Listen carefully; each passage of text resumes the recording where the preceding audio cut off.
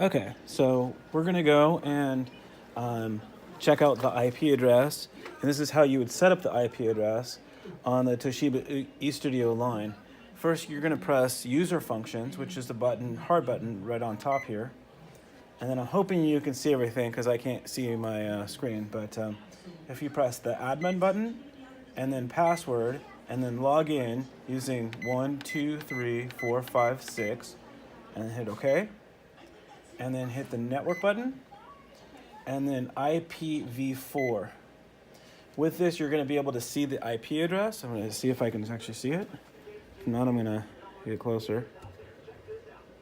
Okay, so you can see the IP address there. And then if we wanted to change it, we could hit Dynamic and have it search for it. That's about it.